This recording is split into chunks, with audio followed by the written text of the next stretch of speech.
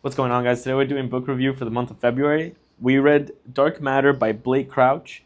I have a couple of clips from throughout reading it this month. Today, for the month of February, we are here in the library, back in action. We're actually going to be doing a book that someone recommended, and actually another YouTuber is doing a book club about it. So I'm going to try to do it, follow along, and hopefully I find it. This is the book. It's called Dark Matter. Yeah, I heard it's a good book, written in 2016, so it's a big one though, so we'll see how that goes. Cool. We're gonna grab this book, and I actually am gonna try to grab another one, maybe something a little smaller and a little bit easier, but good that we found this.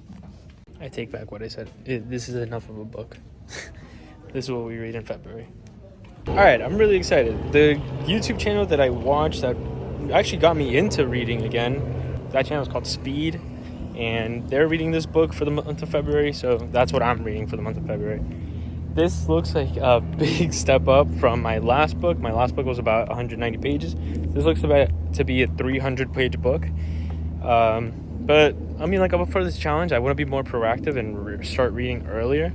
So, yeah, I think if I knock out 10 to 20 pages per day, no problem. I heard it's great, so we'll see how it goes. I am going to appreciate this every single day as much as I can, and that is definitely a big part of appreciating it.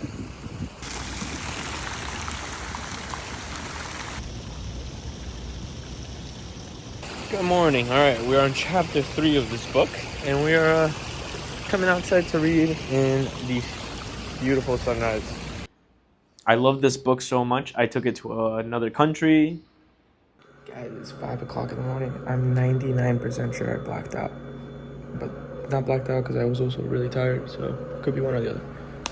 I'm gonna read the Don't Stop Reading. I even took it when I would go to work. Alright, I'm at work. I have a little bit of free time, so I'm gonna read the book. This next chapter is super short, so it should be good, but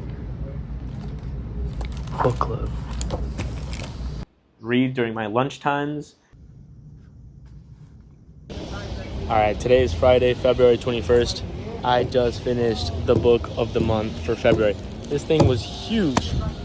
It was a total of 342 pages. That's the biggest book I've read in a really, really, really long time, or ever. I'm pretty sure it's the biggest.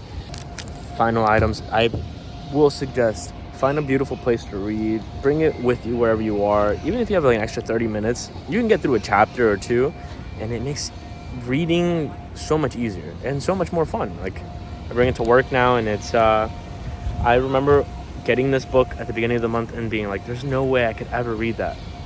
Look at me now. And I guess now it's time for book review. All right, I'm going to make this book review a little bit quick, so spoilers, just a heads up. Overall, I give this book a 9 out of 10. It was greatly written, made me feel super in touch with it, super in the moment. I'm telling you, I could not put this book down. It was so fun to read. I would wake up in the morning, 6:30 in the morning, come up here to the pool and just read, which is something I've never done before, and I really appreciate the recommendation, and it was fun. So I hope to find something similar or more in this fun style for the month of March. Spoilers, just a heads up. This book is about multi-dimensional travel, and the best way I can describe it is that this man, Jason Dessen, he is an okay guy. He's chill, he has a family, he has a life, but he didn't fulfill his greatest goals. He was going to be this world-renowned scientist and become famous for his intelligence. Now, one of his theories was that there is multidimensional travel, and he never got to accomplish it because he decided to settle down, make a family. Now, in his world, he is married to his sweetheart, Daniela. Daniela and him have been through it all. They're best friends. And it seems like their love is so powerful that it spans multi-universes. So, because of this, there is existing a universe where another Jason is, instead of having a family, he became the scientist. And he figures out how to do the multi-dimensional travel. So he figures out a way to teleport, or not teleport, but travel to this world where Jason has a life and a wife and a kid.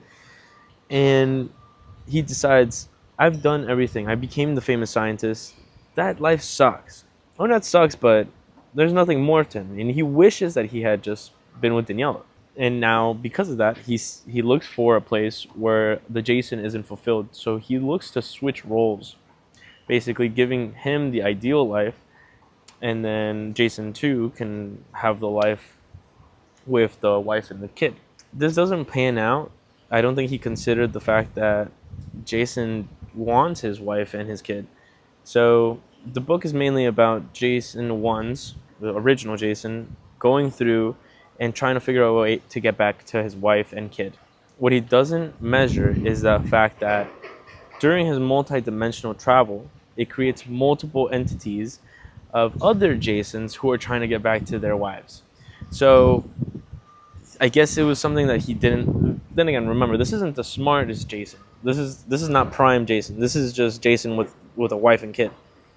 So he doesn't think of it, and naturally, it causes a lot of issues.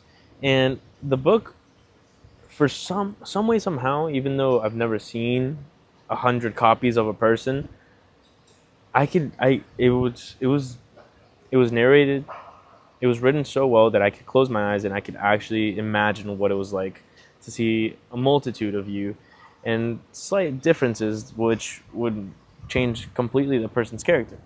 So it was great.